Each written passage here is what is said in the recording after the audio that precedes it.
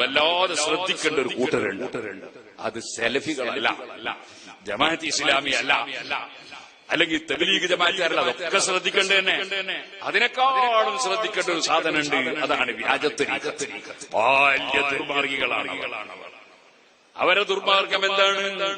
അവര് സുന്നത്ത് ജമാഅത്തിന്റെ ആലിമീങ്ങളുടെ വിശ്വാസം തകർക്കാൻ വേണ്ടി എന്തും പറയും, എന്തും ചെയ്യും, എന്ത് കളവും പറയും എന്ന് മാത്രമല്ല, സാധാരണക്കാരെ വഞ്ചിക്കാൻ വേണ്ടി അവർ മഖബറയിൽ പോകും, സാധാരണക്കാരെ വഞ്ചിക്കാൻ വേണ്ടി മൗലിദ് ഓതും, അവർ സാധാരണക്കാരെ വഞ്ചിക്കാൻ വേണ്ടി റാത്തീബ് ചൊല്ലും, അവര് സാധാരണക്കാരെ വഞ്ചിക്കാൻ വേണ്ടി ഔലിയാക്കളെ ബഹുമാനം പറയും. അപ്പൊ ആൾക്കാർ വിചാരിക്കും ഇവർക്ക് കുഴപ്പമൊന്നുമില്ല. അങ്ങനെ വിചാരിച്ചു പോകരുത്. അതും ഈമാൻ തെറ്റിക്കുന്ന പരിപാടി തന്നെയാണ്. അതെങ്ങനെയാ ഉസ്താദ് ഞങ്ങൾക്ക് മനസ്സിലാകുക? അത് മനസ്സിലായാലും നിങ്ങൾക്ക് ഓരോന്നും എങ്ങനെയാ മനസ്സിലായാലും, നിങ്ങൾക്ക് എങ്ങനെയാണെങ്കിൽ രോഗം ഉണ്ടോ ഇല്ലേ എങ്ങനെയാ മനസ്സിലായാലും, ഡോക്ടറെ കാണിച്ചിട്ട് നിങ്ങൾക്ക് ഒരു മരം മൂന്നാജി ഇരിക്കുന്നുണ്ട് ഇവിടെ. ഞാൻ മൂന്നാജിട്ടുണ്ട്, ഒരുപാട് തേക്കെടുത്ത ആളാണ്. ഒരു മരം അത് തേക്കാണോ അല്ലേ ഇതെങ്ങനെയാ മനസ്സിലാകുക? അത് മരത്തിനെ കുറിച്ച് വിവരമുള്ളവരെ കൊണ്ട് പരിശോധിപ്പിച്ചാൽ മനസ്സിലാവും. നിങ്ങൾക്കൊരു നല്ല കളറുള്ള ഒരു സാധനം കിട്ടി, ഇത് പൊന്നാണോ പൊന്നല്ലേ എങ്ങനെയാ മനസ്സിലാകുക? അതിന് പൊന്നിന്റെ പണിക്കാരെ കാണിച്ചു നോക്കിയിട്ട് അവർ വരസീറ്റ് കാണിച്ച് പറഞ്ഞു തരും. ഇതുപോലെ ഒരു സാധനം പേച്ചതാണോ അല്ലേ എങ്ങനെയാ മനസ്സിലാകുക? അത് ആലിമീങ്ങളോട് ചോദിക്കണം. ആലിമീങ്ങൾ പറഞ്ഞു തരും, ഇന്നത് വെളിച്ചതാണ്, ഇന്നത് വെളിച്ചതല്ല എന്ന് പറഞ്ഞു തരും. നിങ്ങൾക്ക് മനസ്സിലായില്ലേ? അപ്പൊ ഓരോന്നിനും വിവരമുള്ളവർ പറയുന്നതാണ് കേൾക്കേണ്ടത്, ജാഹിലീങ്ങൾ പറയുന്നതല്ല കേൾക്കേണ്ടത്. നിങ്ങൾ കണ്ടോ ഒരു ബുക്ക്, ഇതൊരു വ്യാജത്തരീഖത്തുകാരെ ബുക്കാണ്. പേര് ഞാൻ പറയൂല, പറയാത്തെന്തറിയോ? പറയൽ ആവശ്യമായി വരുമ്പോ പറയും. പറയാത്ത അത് പറഞ്ഞാൽ ഓരോരുത്തർ അതിങ്ങനെ അതെവിടെയാ കിട്ടുക നോക്കിയാൽ എന്നിട്ട് വേണ്ടാത്ത വായിക്കും. നിങ്ങൾ അവസ്ഥ അതേ വായിച്ചത്. ഞാൻ ഡോക്ടറാ, എനിക്ക് ചിലപ്പോ മലവും പരിശോധിക്കേണ്ടി വരും, മൂത്രവും പരിശോധിക്കേണ്ടി വരും, ചലവും പരിശോധിക്കേണ്ടി വരും, എന്നിട്ട് മരുന്നും കൊടുക്കേണ്ടി വരും. നിങ്ങളെന്തിന് മലം പരിശോധിക്കാൻ പോകണം? നിങ്ങളെന്തിന് മൂത്രം പരിശോധിക്കാൻ പോകണം? എനിക്ക് മരുന്ന് കൊടുക്കണം. അപ്പൊ എനിക്കതൊക്കെ പരിശോധിക്കേണ്ടി വരും. അതുകൊണ്ട് അതൊന്നും നിങ്ങൾ തിരയണ്ട. അതുകൊണ്ടാണ് ഞാൻ പറയാത്തത്. തെരഞ്ഞിട്ട് വിട്ടുപോണ്ട, നിങ്ങളെ കൈമിൽ നേസാക്കണ്ട. നിങ്ങളെ കയ്യോന്ന് ചോദിക്കും എന്നോട്. എന്റെ കൈക്ക് ഉറയിട്ടിട്ടുണ്ട്. അങ്ങനെ നെസ് കരളുന്ന കൈയല്ല, മനസ്സിലായില്ലേ? ഞാൻ കൈക്ക് ഉറ സ്വീകരിച്ചിട്ടുണ്ട്. എന്റെ പ്രതിരോധ ശക്തിയും അല്ലാഹുവിന്റെ തൗഫീഖ് കൊണ്ട് ഉസ്താദുമാരെ ബർക്കത്ത് കൊണ്ട് കിട്ടിയിട്ടുണ്ട്. അതുകൊണ്ട് നിങ്ങളത് പറ്ററിയാൻ പോണ്ട. ഞാൻ പറഞ്ഞു വരുന്നത് നിങ്ങളൊന്ന് മനസ്സിലാക്കാൻ വേണ്ടി, ഒരു ഉദാഹരണത്തിന് വേണ്ടി നിങ്ങൾ മനസ്സിലിരിക്കട്ടെ എന്ന് വിചാരിച്ച് പറയാണ്. ആളുകൾ പേച്ചിട്ട് പറഞ്ഞ കാര്യമില്ലല്ലോ. സുബ്ഹാനല്ലാഹ്.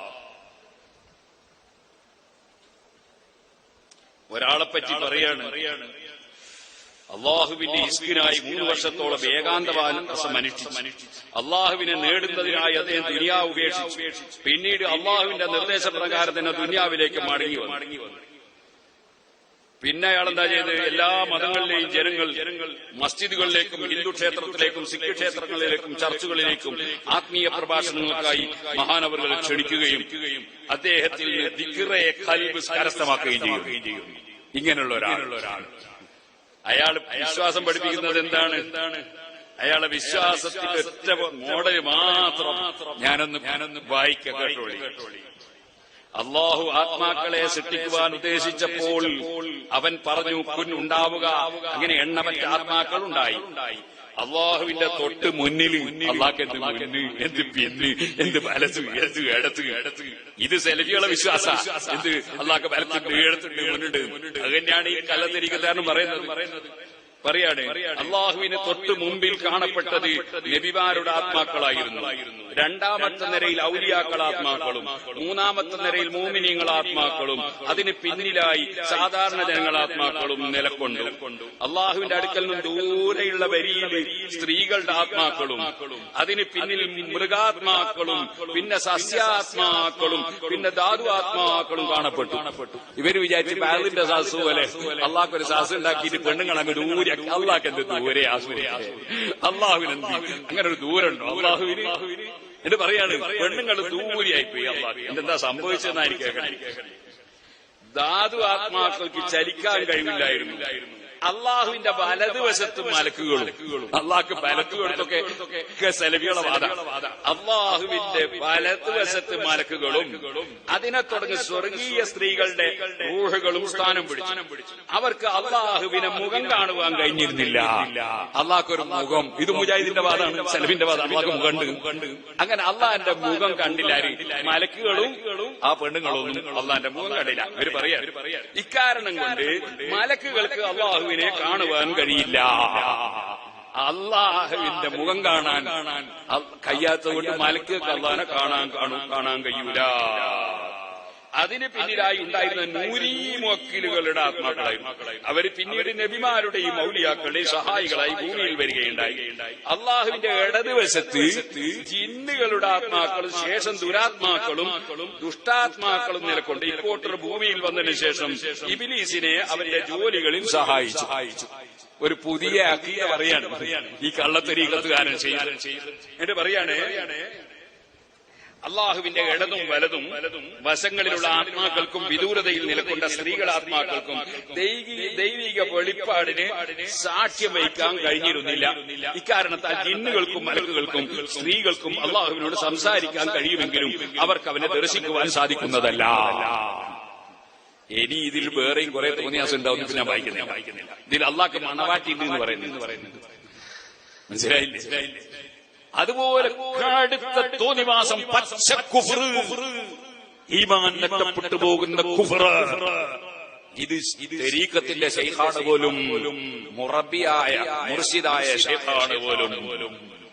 ഇങ്ങനെ തരീഖത്തിന്റെ പേരിൽ ഈമാനിൽ നിന്ന് കുഫ്റിലേക്ക് കൊണ്ടുപോകുന്ന ധാരാളം കക്ഷികളുണ്ട്. അങ്ങനത്തെ കക്ഷികളാണ് റാഫിലത്തിനെ പിന്തുടർന്നവരാണ് അവർ. റാഫിലത്തിന് ടീമുണ്ടായിരുന്നു. അബൂബക്കറുല്ലാഹിന്റെ വെളിച്ചുപോയി, ഉമറുല്ലാഹിന്റെ വെളിച്ചുപോയി ഇതൊക്കെ പറഞ്ഞവരാണവർ. ആ റാഫിലത്തിനെ പിന്തുടർന്നവരാണവർ. ആ റാഫിലത്താണ് അള്ളാഹ് കയ്യും കാലും വലത്തു കൊടുത്തൊക്കെ ഉണ്ട് എന്ന് പറഞ്ഞത്. അതാണ് സലഫികളും പിന്തുടർന്നത്. ആ റാഫിലത്തിൽപ്പെട്ട ഒരു ടീമാണ് മുമ്പ് പറഞ്ഞിരുന്നത്. എന്ത് ഞാൻ ഇവിടെ വെച്ച് പറഞ്ഞിരുന്നു. എന്ത് പറഞ്ഞു? അലി ഇബ്നു അബീ ത്വാലിബ് റളിയല്ലാഹു അൻഹുവിനെ ലോകത്തിന്റെ മുഴുവൻ നിയന്ത്രണങ്ങളും അല്ലാഹ് ഏൽപ്പിച്ചു കൊടുത്തു. ഫഹുവൽ ഖാലിഖുസ് സാനി. അലി ഇബ്നു അബീ ത്വാലിബ് രണ്ടാം പഠിച്ചവനാണ്. അതന്നെയാണ് വ്യാജത്വരീഖക്കാരൻ കേരളത്തിൽ പാടിയത്. ആരാധികളെ പടച്ചോന് മടവൂരികളെ പടച്ചോനാണ്. ഇതൊക്കെ പിഴച്ച് നരകത്തിലേക്ക് ജനങ്ങളെ നയിക്കുന്ന വ്യാജത്വരീഖത്തുകളാണ്. അതിലും എന്റെ മുസ്ലിമീങ്ങൾ പെട്ടുപോയാൽ അതാ നിങ്ങളെ ഈമാൻ പോയി പോകും കേട്ടോ. ഈ കക്ഷികൾ പറയുന്നത് നിങ്ങൾ ഏത് മതമായാലും തരക്കേടില്ല, അതേ സമയത്ത് ദിക്റുൽ ഖൽബുണ്ടായ മദീനാണ്. ഈ എന്താണ് ദിക്റുൽ ഖൽബ്? അല്ലാഹ് പറഞ്ഞതോ ഒരായത്ത് ഞാൻ ഓതി കേൾപ്പിച്ചത് കൂടി നിങ്ങളെ കേൾപ്പിച്ച് നിർത്തട്ടെ. ഇസ്ലാമല്ലാത്തതിനെ വല്ലവനും ദീന് അതാ സ്വീകരിച്ചാൽ അവനിൽ നിന്നത് സ്വീകരിക്കപ്പെടൂല. അവൻ ആഖിറത്തിൽ നഷ്ടപ്പെട്ടവരിൽ പെട്ടവനാണ്. എന്നിട്ട് അല്ലാഹ് പറയാണ് കൈഫയഹ്ദില്ലാഹു ഖൗമൻ കഫറൂ ബഅദ ഈമാനിഹിം. നേരത്തെ ഈമാൻ ഉണ്ടായിട്ട് പിന്നെ അതും രാജിവെച്ചിട്ട് അതാ കുഫറിലേക്ക് പോയ ജനങ്ങളെ അല്ലാഹ് സന്മാർഗത്തിലാക്കലെങ്ങനെ? സുന്നത്ത് ജമാഅത്തും വിട്ടിട്ട് വ്യാജത്വരീഖത്തിലേക്ക് പോയവൻ, സലഫിയിലേക്ക് പോയവൻ, ജമാഅത്തിന്റെ അമീരിലേക്ക് പോയവൻ, പടച്ചറബേ വിവരമില്ലാതെ പെട്ടുപോയവർക്ക് ഹിദായത്തിന്റെ വെളിച്ചം കൊടുത്ത് നന്നാക്കണേ അല്ലാഹ്. അതിലേക്ക് പോയവനെ കുറിച്ചടക്കം അല്ലാഹ് പറയാണ് കഫറൂ ബഅദ ഈമാനിഹിം.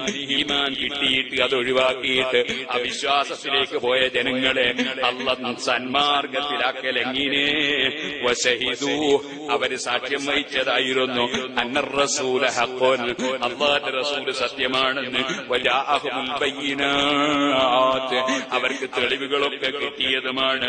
എന്നിട്ട് അവരതും വിട്ടിട്ട് ഇസ്ലാം മതം തന്നെ ആകണമെന്നില്ല. എന്നിവരെ പറയുന്ന സ്ഥലത്തേക്ക്, അള്ളാന്റെ പുറമെ വേറെ പടച്ചവനുണ്ടെന്ന് പറയുന്ന സ്ഥലത്തേക്ക് അതപ്പതിച്ചല്ലോ. വല്ലാഹു ലാ യഹ്ദിൽ ഖൗമൽ ളാലിമീൻ. അക്രമികളായ ജനങ്ങളെ അല്ലാഹു സന്മാർഗത്തിലാക്കൂല നബിയെ. അവർക്ക് എന്താ കിട്ടാൻ പോകുന്നത്? അല്ലാഹു പറയാണ് ഉലൈക ജസാഉഹും, അവരുടെ പ്രതിഫലം അന്നലിഹിം ലാനത്തുല്ലാഹ്, അവർക്ക് അല്ലാഹുവിന്റെ ലാനത്തുണ്ട് നബിയെ. വൽ മലായിക, അല്ലാഹുവിന്റെ മലക്കുകളെ ലാനത്തുണ്ട് നബിയെ. വന്നാസി അജ്മഈൻ, എല്ലാ നല്ല മനുഷ്യരുടെയും ലാനത്തുണ്ട് നബിയെ. ഇത് തന്നെയല്ലേ നബി തങ്ങൾ പറഞ്ഞത്? മൻ അഹദസ, വല്ലവനും പുത്തനാശയക്കാരനായാൽ, സുന്നത്ത് ജമാഅത്ത് വിട്ടുപോയാൽ, ഔ ആവാ മുഹദിസൻ, അല്ലെങ്കിൽ പുത്തനാശയക്കാരനെ ചേർത്ത് പിടിച്ചാൽ, അവന് വേണ്ട ഒത്താശ മുഴുവനും ചെയ്തു കൊടുത്താൽ, ഫഅലൈഹി ലഅനത്തുല്ലാഹ്, അവൻ അല്ലാഹുവിന്റെ ലഅനത്തുണ്ട്. വൽ മലായിക, മലക്കുകളുടെ ലഅനത്തുണ്ട്. വന്നാസി അജ്മഈൻ, എല്ലാ നല്ല മനുഷ്യരുടെയും ലഅനത്തുണ്ട്. ലാ യഖ്ബലുല്ലാഹു മിൻഹു സർഫൻ വലാ അദിലാ, അവന്റെ ഒരു ഫർളും സുന്നത്തും അല്ലാഹ് ഖബൂൽ ചെയ്യൂല. അതുകൊണ്ട് ശരിയായ സന്മാർഗം സുന്നത്ത് ജമാഅത്താണ്. നമ്മളെ ഇമാമിങ്ങൾ പഠിപ്പിച്ചതാണ്, സ്വഹാബത്ത് പഠിപ്പിച്ചതാണ്. അതാണ് ഖുർആനും ഹദീസും പഠിപ്പിച്ച വഴി. അതിൽ മുറുകെ പിടിച്ച് ജീവിച്ച് ഈമാനോടെ മരിക്കണമെന്ന് എന്നോടും നിങ്ങളോടും വസിയ്യത്ത് ചെയ്ത് ഞാൻ എന്റെ വാക്കുകൾ നിർത്തട്ടെ.